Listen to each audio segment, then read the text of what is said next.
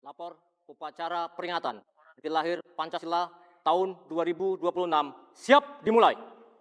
Laksanakan. Presiden Republik Indonesia selaku Inspektur Upacara tiba di mimbar upacara.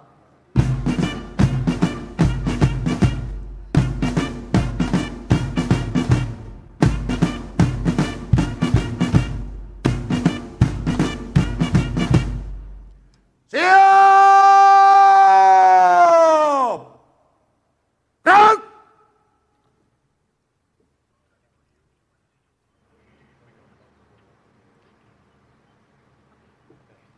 Salam kebangsaan. Hormat senjata! Gerak!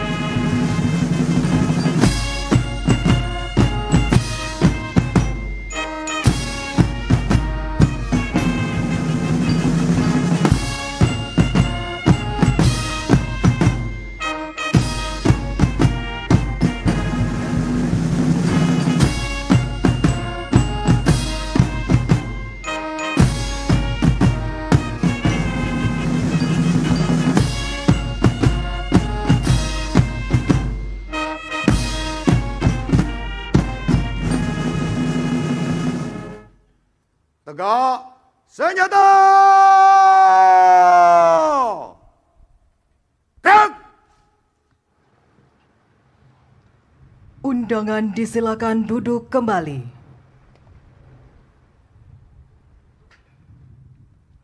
Penghormatan kebesaran. Kepada Inspektur Upacara. Hormat senjata! Gerak!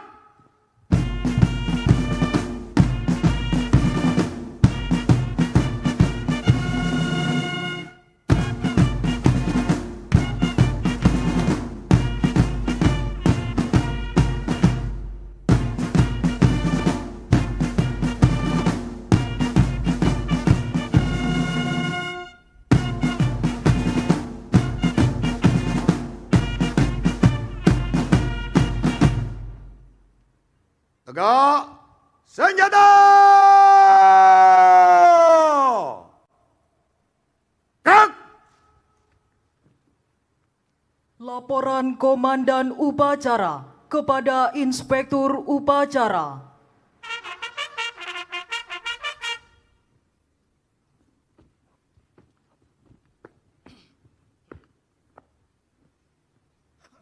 Lapor upacara peringatan Hari Lahir Pancasila tahun 2026. Siap dimulai. Laksanakan. Laksanakan.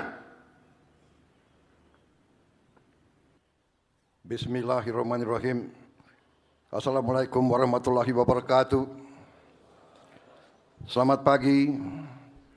Salam sejahtera bagi kita sekalian. Shalom, salve, Om Swastiastu, Namo Buddhaya, salam kebajikan. Salam Pancasila. Hari ini kita peringati 81 tahun hari lahirnya Pancasila. 81 tahun yang lalu, Bung Karno berdiri di hadapan sidang Badan Penyelidik Usaha-Usaha Persiapan Kemerdekaan Indonesia dan menyampaikan gagasan besar yang kemudian menjadi dasar falsafah negara Republik Indonesia. Pancasila lahir bukan dari ruang kosong. Pancasila lahir dari sejarah, pengalaman, budaya, dan cita-cita bangsa Indonesia sendiri. Pancasila adalah sebuah konsensus agung, suatu kesepakatan kebangsaan yang memungkinkan bangsa kita yang terdiri atas ribuan pulau, ratusan suku bangsa, ratusan bahasa, dan ratusan budaya yang berbeda-beda untuk hidup sebagai satu bangsa. Karena itulah tema peringatan tahun ini, Pancasila sebagai pemersatu bangsa dan fondasi perdamaian dunia, memiliki makna yang sangat mendalam. Di tengah dunia yang semakin terpecah oleh pertikaian, rivalitas geopolitik, perang dagang, dan ketidakpastian ekonomi, Indonesia memiliki pegangan yang kokoh. Pegangan itu adalah Pancasila.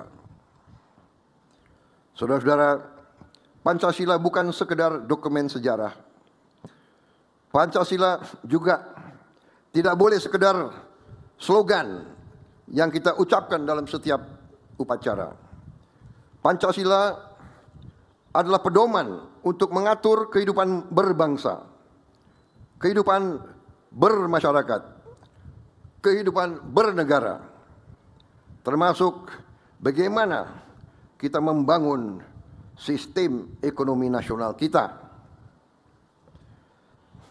Salah satu tantangan besar bangsa Indonesia hari ini adalah memastikan bahwa pembangunan ekonomi kita benar-benar berjalan sesuai dengan nilai-nilai Pancasila.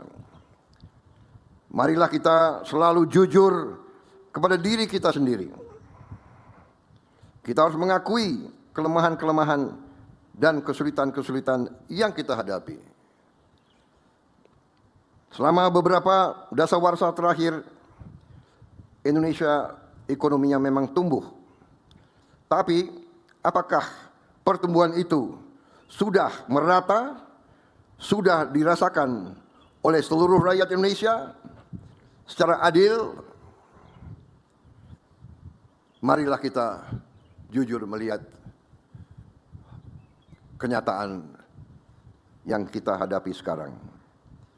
Kita memiliki sumber daya alam yang luar biasa. Kita sudah mengerti kekayaan kita luar biasa.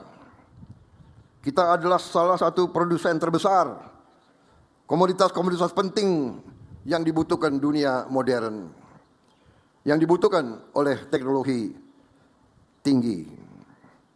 Kita salah satu produsen terbesar mineral-mineral penting, tembaga, timah, emas, logam tanah jarang. Kita produsen kelapa sawit, batu bara, nikel, komoditas-komoditas pertanian lainnya yang sangat penting.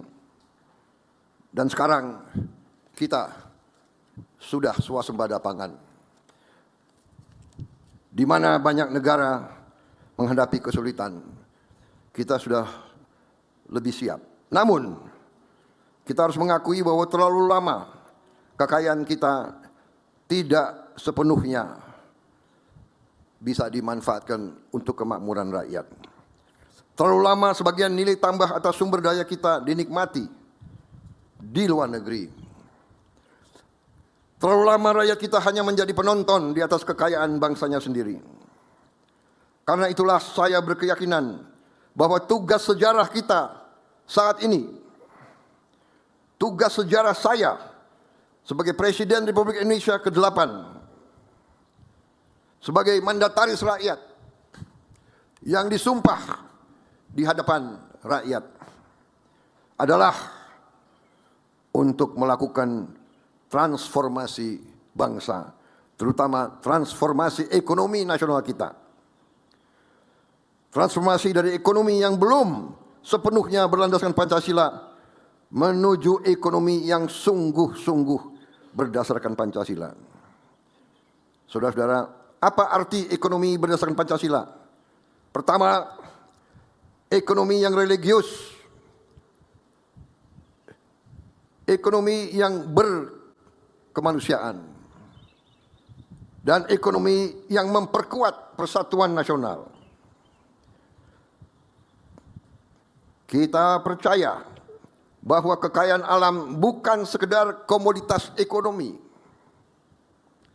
Kekayaan alam adalah amanah Tuhan Yang Maha Esa yang harus dikelola secara bertanggung jawab untuk sebesar-besar kemakmuran rakyat dan juga untuk anak dan cucu kita, untuk masa depan, untuk generasi-generasi yang akan datang. Pembangunan ekonomi tidak boleh hanya menghasilkan angka-angka statistik. Pembangunan ekonomi harus menghasilkan kehidupan yang lebih baik bagi seluruh rakyat Indonesia. Anak-anak kita, anak-anak saudara-saudara yang paling lemah, paling miskin, paling tidak berdaya, harus memperoleh gizi yang cukup.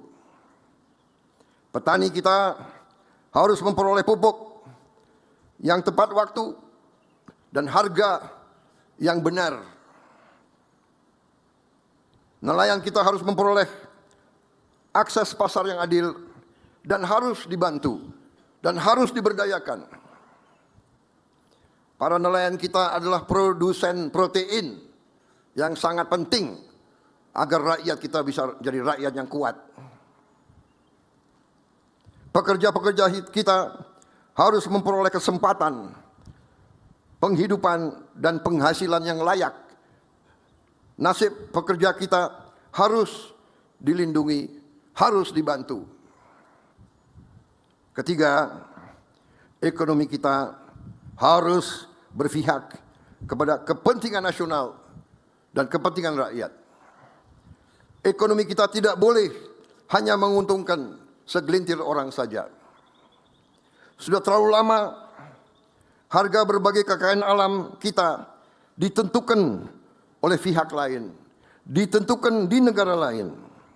Sudah terlalu lama sebagian keuntungan dari sumber daya alam mengalir ke luar negeri dan tidak tinggal di ibu pertiwi.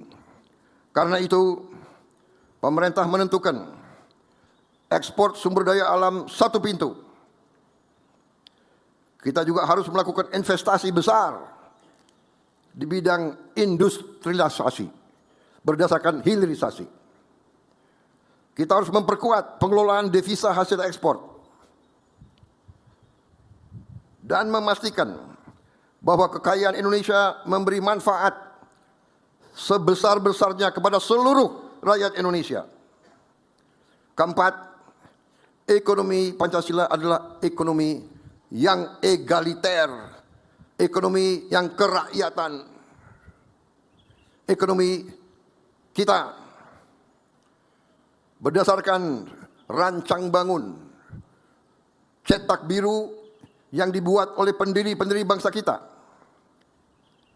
oleh Bung Karno, Bung Hatta, Bung Syahrir dan semua pendiri-pendiri bangsa kita, tertuang dengan sangat jelas dalam pasal 33 Undang-Undang Dasar 1945, di mana sangat jelas diamanatkan bahwa perekonomian Indonesia disusun sebagai usaha bersama berdasarkan azas kekeluargaan. Strategi kita sejatinya adalah transformasi menjadi haluan yang sejalan dengan Pancasila. Kita memperkuat hilirisasi sumber daya alam. Kita membangun ketahanan pangan nasional. Kita memperkuat koperasi dan ekonomi desa. Kita terus memberi makan bergizi gratis untuk membangun generasi Indonesia yang sehat dan unggul dan cerdas. Kita memperkuat pendidikan, kesehatan, dan pembangunan manusia. Kita memperbaiki tata kelola agar kekayaan bangsa tidak terus bocor dan tidak terus mengalir ke luar negeri. Mari kita jaga Pancasila. Mari kita amalkan Pancasila.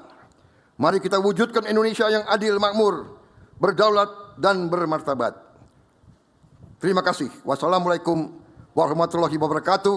Salam sejahtera bagi kita sekalian. Shalom, salve, Om, Santi, Santi, Santi Om. Namo Buddhaya, salam kebajikan, salam Pancasila. Merdeka! Merdeka! Merdeka!